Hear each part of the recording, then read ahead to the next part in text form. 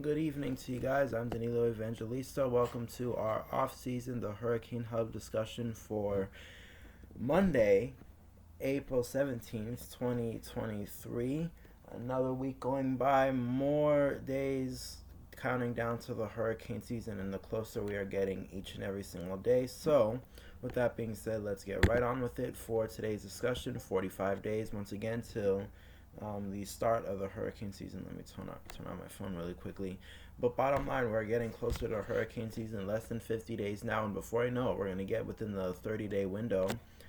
We're in April 17th after all, so we're literally a month and a half away from the start of the season, which is reflected in the countdown clock for today. So let's take a look at what's going on with the SST anomalies right now across, of course, the Western Hemisphere. A few things to note: the Pacific continues to be very warm, especially in these Nino 1-2 regions, just off the chart. I was gonna say off the wall or off the chart, and ended up going with off the chart. But you get the idea. Off the chart readings right off the coast of South America. Really strong coastal El Nino, as some like to call it, that is ongoing right now. And this is really one of the strongest we have seen. And I think this is really a telltale sign of the Pacific beginning to warm up, although with the exception of the Northern Pacific. And if you want my reasoning into what I believe this impact will have, you want to then stay tuned for the prediction that I'm going to talk about in a little bit later on, but I will be releasing predictions very soon, as soon as sometime later this week. So stay tuned for that. We'll talk about that more in a little bit though. But that's the Pacific side of things. And talking about the Atlantic, we have the Gulf of Mexico warm. Off the East Coast remains very warm. And boy, do I gotta tell you, the Eastern Atlantic is really starting to look like a hot tub out there, really warm. Off the Canary Current, right off the northern coast of Africa, and off the west coast of Africa too. It's also very warm, and this area has been very warm consistently through most of the winter and so far basically all of spring. And usually in years where we have a situation like this, where the Atlantic is warm through basically all of spring, especially to this level, this type of level of warmth that we get in the Atlantic is really, and I like to stress it, it's really not quite that often that we see the Atlantic this warm. And it's really an important factor that I think we really need to monitor going into the next few weeks as it impacts hurricane season. And I find something that I think might have some sort of reflection in it. This is Ben Knoll. This is something he tweeted. This is the European MJO Velocity Potential Outlook that obviously shows a coupled El Nino event from June onward. He does mention massive sinking cell over the maritime continent, which is right over here, the maritime area. Then you see all this orange and this brown.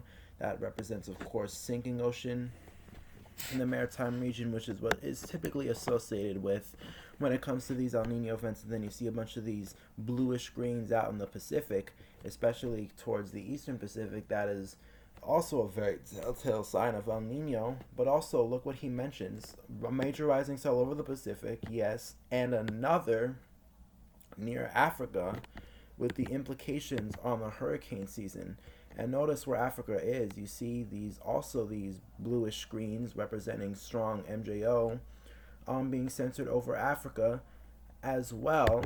And if we go back to this, it makes sense because of how warm the sea surface temperatures, especially off the eastern Atlantic, West African coast, has been. And this is a huge telltale sign, because if this does remain warm, sometimes in years this could kind of help attract MJO towards the Atlantic. And we've seen years where years in the past where we maybe had some sort of rising motion in the Pacific, but then we had a very strong West African monsoon. And best believe that the very warm MDR that we have is very much correlated to potentially helping enhance the West African monsoon.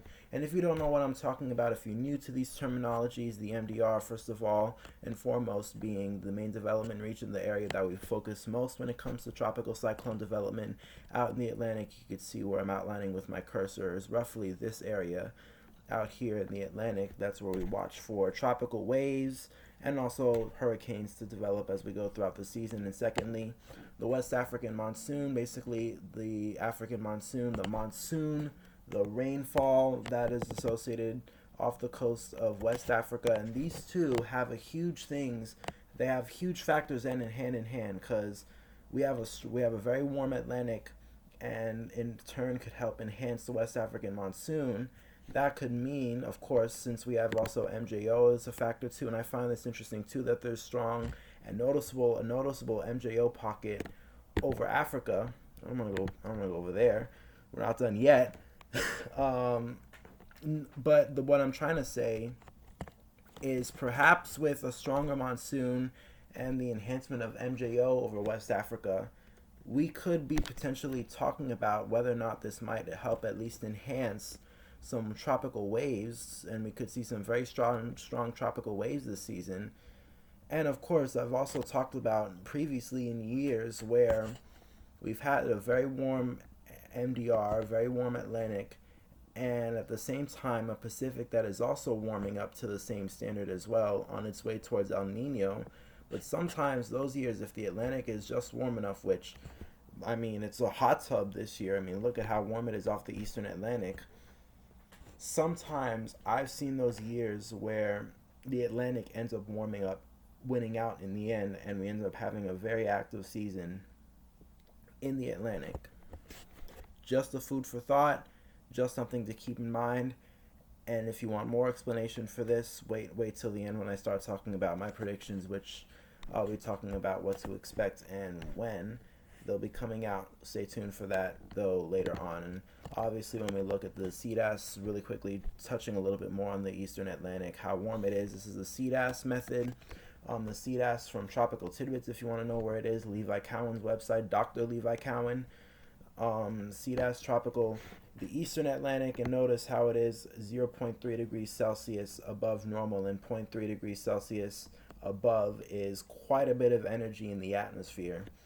Sure, we might not think about it as much, but keep in mind the oceans are a reflection of energy and how the atmosphere behaves. And we are significantly, decently above the long-term average in the Eastern Atlantic. That is a good representation that there is energy out there, and it's certainly something to keep in mind, especially as we go towards the hurricane season, because once again it's been persisting for quite a bit of time, especially through most of the spring. And of course the Nino 3.4, that is also warming up as well, 0.1 degrees Celsius above normal, and we continue to warm up, and we expect that since we are expecting El Nino to come into the picture potentially sometime later this year. Just depends on when it occurs, though. That'll also be something to keep in mind as well. Really keeping you guys, in touch with taking notes. Maybe you should take notes, because some of these things are very interesting. I bet you some of these things, especially when it comes to the timing of El Nino, the warm Atlantic in the MDR, and the warm Atlantic, the warm MDR, same thing. These are all very important factors, and once again, throwing hints at you what I'm thinking, and once again, you'll want to stay tuned to what I believe in. What I'm thinking, you'll have to wait for that. But once again, throwing you hints and just throwing you thoughts that you need to keep in mind, not only from me, but for you as well. Because sometimes, those thoughts are very important to keep in mind in the back of your head. But the SOI too, when it comes to ENSO, so we've seen it, of course, continue to dip over the last few weeks, and that is continuing. So nothing new in that department, at least.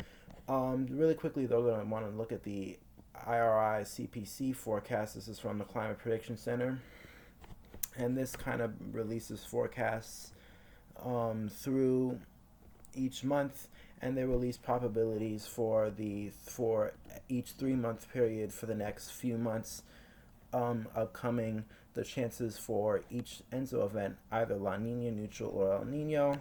And they've just released their April prediction, and a lot of people talking about is that they have as much as 87% chance of El Nino being in place by the time we get to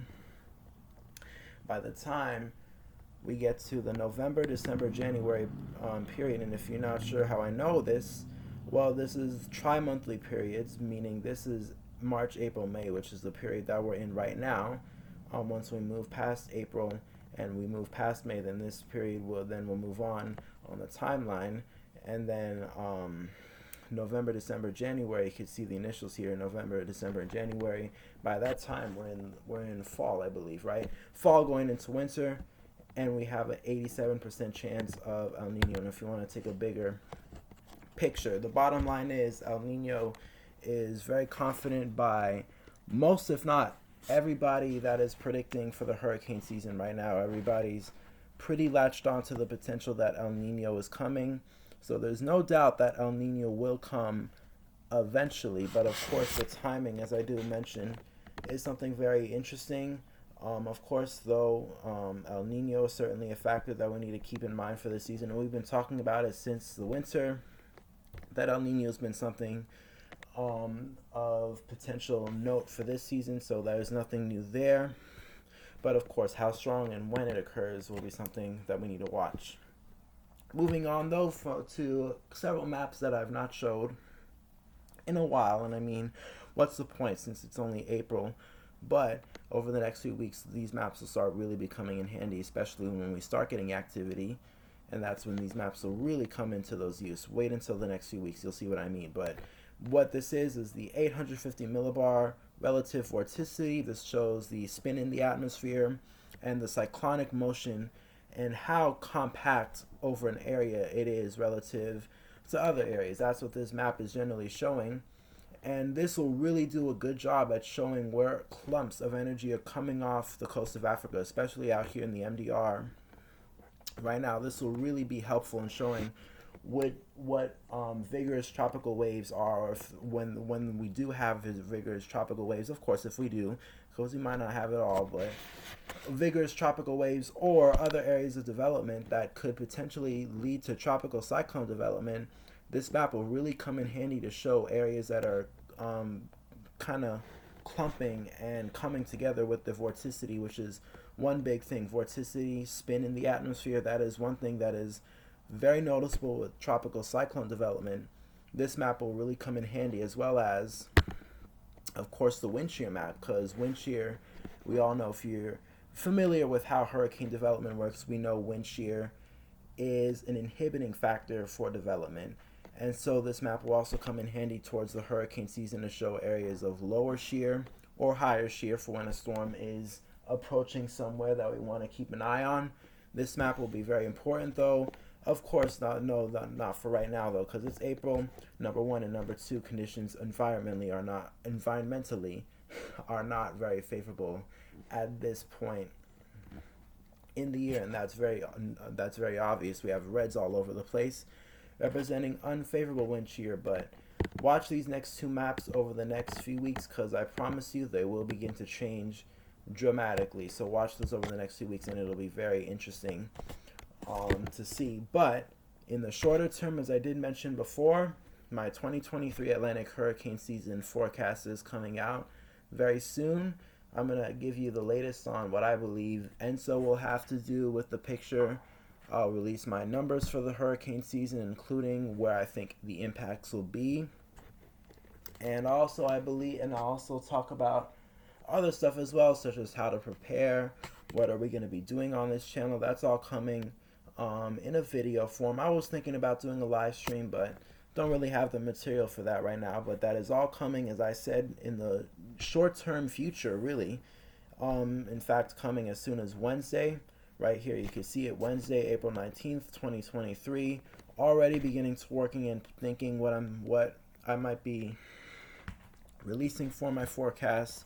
And of course, the entire thing will come out Wednesday, April 19th. I believe I'll release it around 7 o'clock Eastern Daylight Time. So if you're not subscribed to my channel yet, that is one thing that'll hopefully get you to subscribe. If you want to stay tuned for these predictions, you'll need the notifications, because if you want it right this second and you want everything right when it's all coming out live, because this will be in a premiere most likely, subscribe to my channel and turn on notifications, because that will help you get the notification of when I post a video at the direct second. So that is important. But for others that of course already subscribed, just a Reminder, Wednesday, April 19th, 2023. This Wednesday, 2 days from now, I'll be releasing my 2023 predictions and forecasts, and I'll be going over everything I'm thinking to come up this hurricane season. Really quickly before we end those, it is still severe weather season. It is still April, severe weather season. And that is the time that, of course, we watch for severe weather in the Storm Prediction Center. Nothing much going on day 1, day 2, but day 3, there's a slight risk for portions of the plains. And then day 4, there's a slight risk as well, or an enhanced chance over the southeast. And that is for days 4 and 5. So potentially something that we might need to talk about between those next few days. Of course, it is severe weather season. It is April, and severe weather season really continues and really peaks and gets into its prime over the next few weeks. So, especially when we're talking about severe weather and how it's been impactful for many over the last few weeks, do not let your guard down, because we're still mid-April and heading into May. This time is really the prime for severe weather events to kick up. And sometimes really bad, severe weather outbreaks occur. And usually the most severe weather outbreaks, at least in recorded history, the most severe ones occur within this time frame. So this is really the time period to be watching severe weather right now. Of course, before hurricane season, and of course hurricane season as well is really needed to be watched since we're past the spring predictability barrier. But severe weather season, do not keep your guard down. And yeah, that's all I have to really say about that. But when it comes to hurricane season, once again, we'll have to reiterate, whatever happens with ENSO and the MDR being as warm as it is, will be very interesting, because as I did talk about before, it's kind of a clash between two different worlds that we've not really seen a lot of. And so that's why this is what's making this hurricane season, in my opinion, shaping up to be very interesting. And of course, with it being less than 50 days away, it'll be very interesting to see how it plays out, because a lot of uncertainty right now, a lot of, mixed opinions in the air. Some saying, the season could still potentially be active because of the very warm Atlantic despite El Nino, and some saying that we'll still have an inactive season despite the MDR being warm. A lot of mixed opinions, and of course we'll all find out in just a few weeks as hurricane season begins. But until then, that is really it for what I have to say. Of course, anything else that does pop up, I'll be here to post about it. And sorry that I really do have to apologize for a second. Sorry if, I've not been posting consistently over the last few weeks. Of course, gotten busy. But after this video discussion for today, because I'm trying to do this discussion today, this evening, to make up for this past Saturday, which I was supposed to post, which I didn't, which I do apologize. I will try to post this Saturday too, and of course the next following Saturdays till we get to May, when we do start posting a lot more often than just once a week on Saturday. So we'll try to be more consistent, but of course I have schoolwork as well. I'm in high school, and of course I've also have personal life too that does sometimes get in the way. But at least I will try to push through and release videos for you, especially since we're very close towards the season. But other than that, that's all I have to say about that. And I hope, with that being said, that you have a good rest of your evening. Let me know what you guys think. Like, subscribe, comment, as they always say. Stay tuned for Wednesday, and we'll see you back for another discussion like this on Saturday.